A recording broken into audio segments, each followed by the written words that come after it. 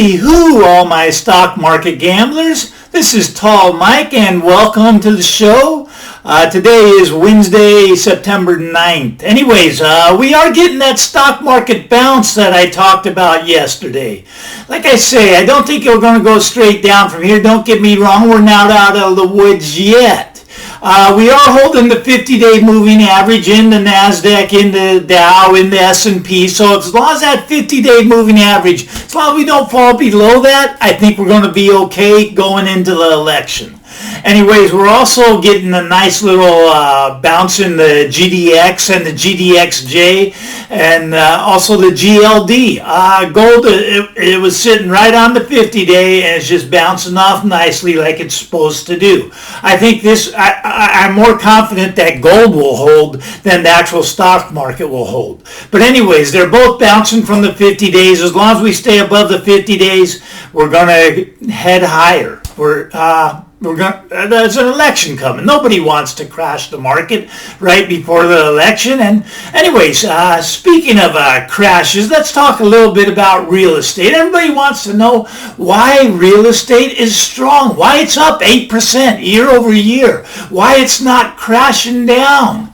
Well, let me tell you, what we have in real estate is a great big mess. Now, I've been a broker for about 40 years now in the Bay Area, and anyways, there's been some ups, there's been some downs, but mostly the Bay Area has always been strong. But we have a mess now. Let me explain what's going on.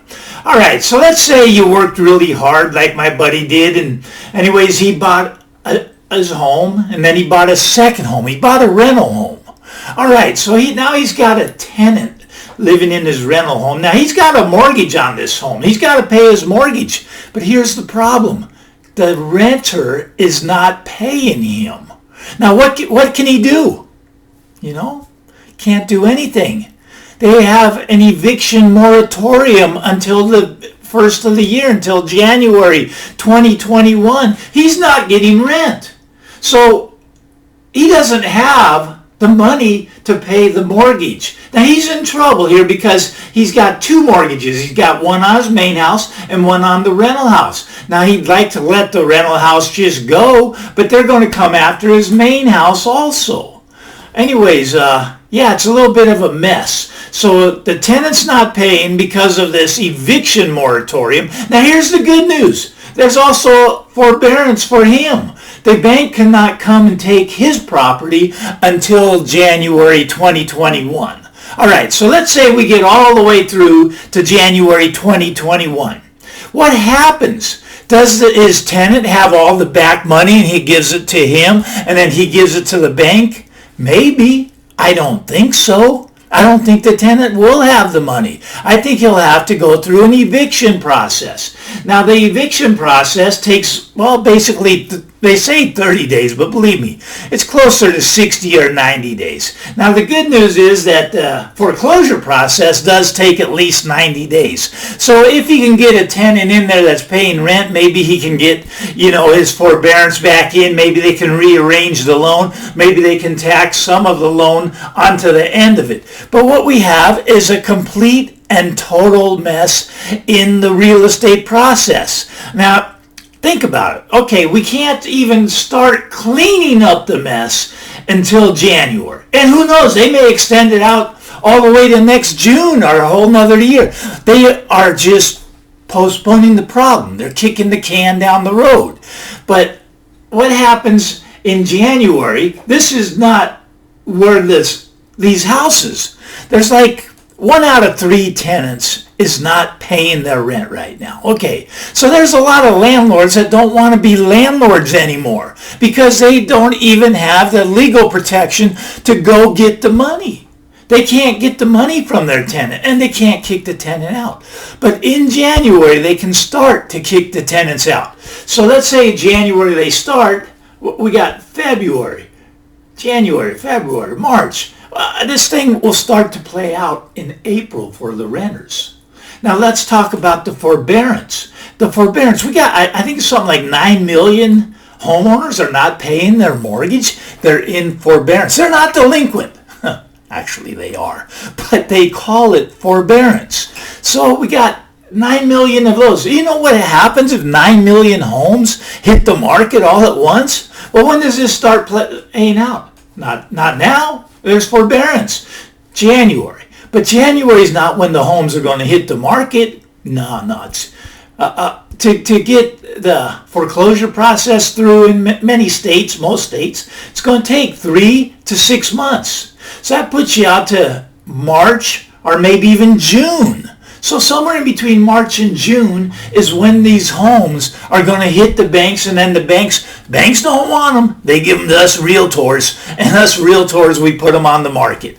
Anyways, bank-owned properties are so fun to sell because, well, personally, banks, they'll pay you 6 or 7% to unload their property as a real estate agent. That's kind of fun for me. But anyways, once these homes go to the bank is when the process starts. So we're not looking for this eviction process, this foreclosure process, till March of June of next year.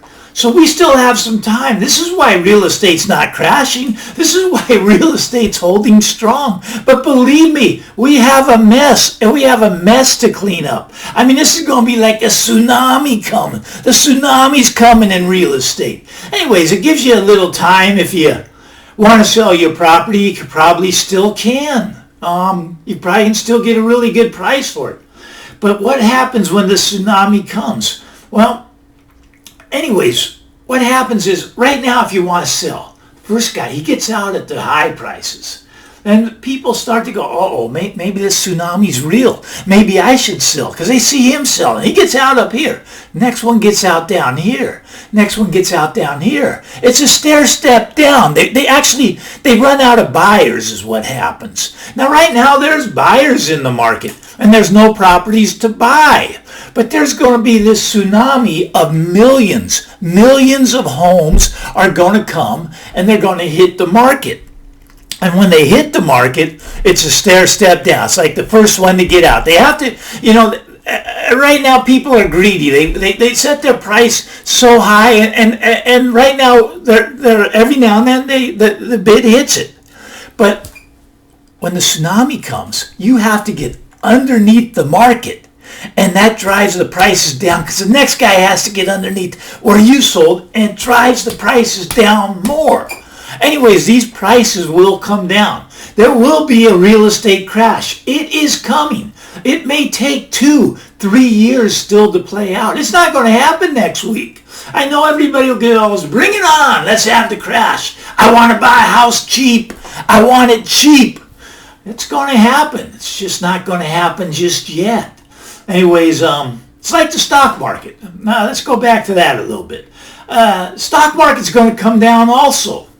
I don't think it's going to come down before the election. It could. September and October are notoriously bad months for the stock market. They're really good months if you want a stock market to crash because a lot of crashes happen in September and October. But we got that election first part of November. I think they're going to keep it propped up till then. We'll see. We'll see what they can do.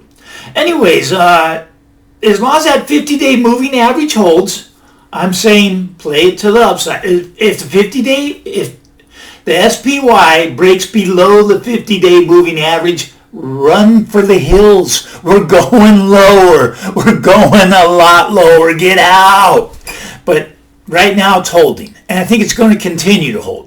Now, I'm a trader, and right now, that GDX is looking good. I think gold's getting set up for a nice run upward. Anyways, I've got some options in both the GLD, the GDXJ, GDX. That's where I'm trading right now. Now, if you want to know how I trade, go to stockmarketgambler.com and sign up for my free newsletter. It's free. Anyways, I'll send you stock market secrets. I'll send you some charts, patterns that you want to look at.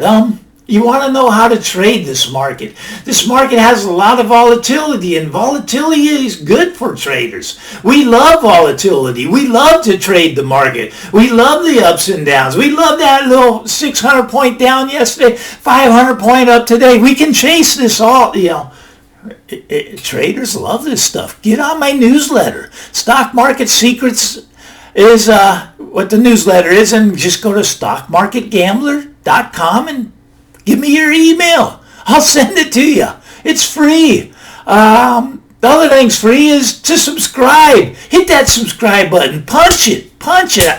I want to have these conversations with you. You and me. We'll talk about the stock market. Talk about real estate. Maybe we'll even talk about a little bit of Bitcoin. What do you say?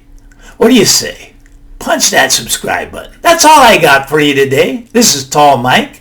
And get out there and trade this market. We're having a nice little bounce today.